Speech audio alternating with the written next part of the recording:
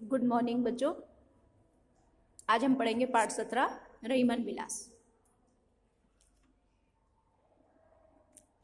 इस कविता में कवि रहीम ने अपने दोहों के द्वारा लोक व्यवहार नीति ज्ञान प्राप्त कराया है कि किस प्रकार सज्जन व्यक्ति अपनी गुणों के कारण सभी का प्रिय बन जाता है। समय के महत्व को बहुत ज़्यादा समझाने का प्रयास किया है। संदर्भ लिखेंगे आप। प्रस्तुत पंक्तियां हमारी पाठ्य पुस्तक सुगम भारती पाठ 17 रहीमन विलास से ली गई है और इसके कवि रहीमदास जी। प्रसंग लिखेंगे। कवि ने दीपक तथा कुल दीपक के गुणों और अवगुणों का वर्णन किया है। जो रहीम गति दीप की कुल कपूत गति सोए, बारे उजियारो करे बड़े अंधेरों होए।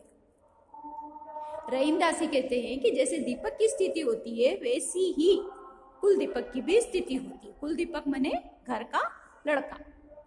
यदि दोनों अपनी अपनी सीमा में न रहें, सीमा में रहें तो संसार में दोनों से ही रोशनी फैलती है, और यदि वे अपनी सीमा लांघते हैं तो उससे अंधेरा फैलता है।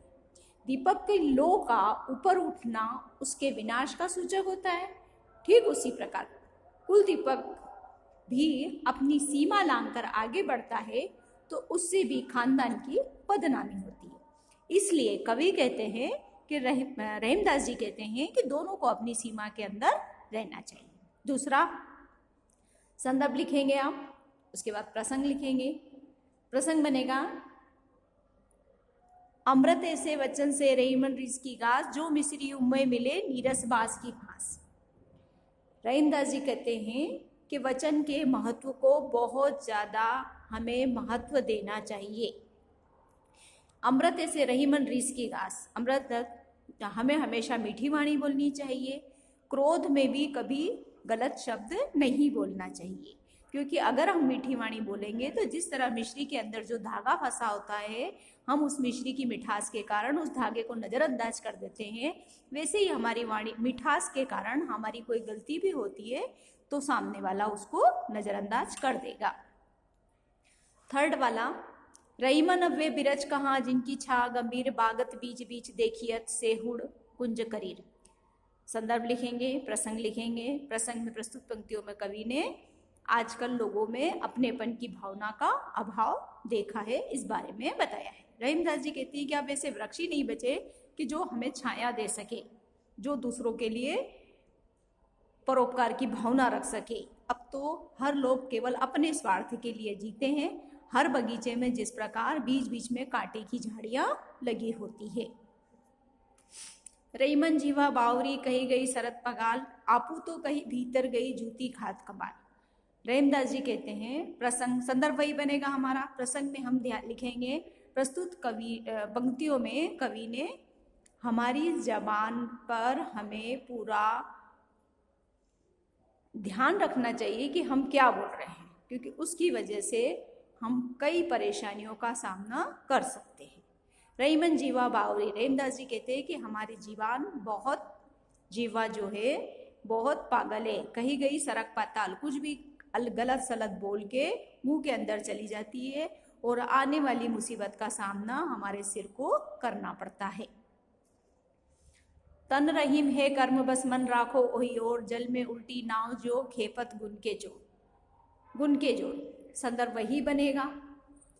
प्रसंग में आपको लिखना है,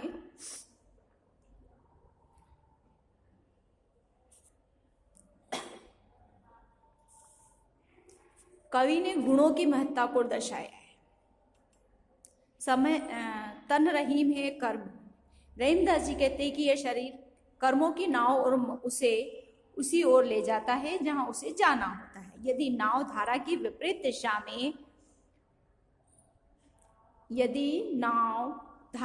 दिशा में है तो आगे की ओर नहीं बढ़ पाएगा, और उसे विपरीत दिशा, और उसी प्रकार यदि व्यक्ति अपना जीवन धारा में विपरीत दिशा में ले जाता है तो गुणों के जोर पर उसे विपरीत दिशा में सही दिशा में ले जाया जा सकता है। समय लाभ सम लाभ नहीं, समय चूक सम चूक, चतुरन चित रहीमन लगी समय चूक की हुई। समय के महत्व को दर्शाया है। रहीमदास जी कहते हैं कि समय के लाभ से बढ़कर दुनिया में कोई वस्तु नहीं है, समय से हानि से बढ़कर कोई नुकसान नहीं है, और जिन जिन का यह नुकसान हुआ है वो बहुत बुद्धिजीवी लोग थे। उन्हें आज भी इस बात का अफसोस है कि उन्होंने अपने समय का दुरुपयोग किया या समय उनका बर्बाद हुआ, उसमें वो बहुत कुछ कर सकते थे। कही रहीम संपत्ति सगे बनत बहुत बहुरीति, विपत्ति कसोटी जे कसे ते ही साचे मीत। प्रसंग लिखेंगे। रहीम ने कवि के सच्चे मित्र के गुणों को दर्शाया है। रहीमदास जी कहते हैं कि यदि हमारे पास रुपए पैसे धन दौलत है तो सभी हमारे सगे संबंधी मित्र बन जाते हैं तथा वे अलग तरीके से खुश करने का प्रयास करते हैं, और विपत्ति समय सभी हमारे साथ छोड़ देते हैं। इसलिए रहीमदास जी कहते हैं कि सच्चा मित्र वही होता है जो हमारी मुसीबत में काम आता है। अगला है दीन सबन को लखते दीन ही लखे न कोय, जो रहीम दिन ही लखे दीन बंधु सब होय। इसका प्रसंग बनेगा। कवि ने दीन बंधु के गुणों को दर्शाया है। दीन बंधु मीन्स होता है, दीन मने गरीब, बंधु मने दोस्त, गरीबों का दोस्त। जिस प्रकार वह गरीबों को भी अपने हृदय से लगाता है।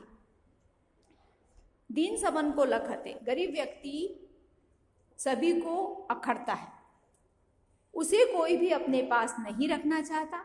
किंतु रहीम कवि कहते हैं कि यदि व्यक्ति गरीब व्यक्ति से मिलजुल कर रहेगा, उसे अपना बना कर रखेगा, तो ईश्वर की पूरी आशीर्वाद उन पर रहता है। जो गरीबों के साथ लेकर चलता है, उसके सुख दुख को अपना सुख दुख समझकर ईश्वर उन्हें खत्म कर देते हैं। पावस देखी रही मन कोयल साधे मोन, अब दादुर वक्ता भय हमको पूछत कौन। कवि ने कोयल के मनोभावों को दर्शाया है। अर्थ लिखेंगे। पावस देखी रही मन, रहीमदास जी कहते हैं कि पानी को आता देखकर कोयल ने मौन साध लिया है, क्योंकि अब वो जानती है कि चारों तरफ बारिश के कारण मेंढकों की टरटर शुरू हो जाएगी, तो उसकी मीठी वाणी को सुनने वाला कोई नहीं है। विपत्ति भय धन ना रहे जो लाख करोड़, नभ तारे छिप जाते जो रही मन भर भोर। विपत्ति आने पर हमारा कोई साथ नहीं देता है, ये प्रसंग बनेगा। अर्थ बनेगा विपत्ति भय धन ना रहे, मुश्किलें जब आती है तो हमारे पास चाहे वो कितना ही समय से रखा हुआ धन हो, वो हमारे पास से चला जाता है, चाहे वो लाखों करोड़ों का ही क्यों न हो। जिस प्रकार नभ तारे छिप जाते जो रही मन भयभोर, जिस प्रकार आकाश में सूर्य के उदय होते ही असंख्य तारे हैं वो अपने आप छिप जाते हैं। धन्यवाद।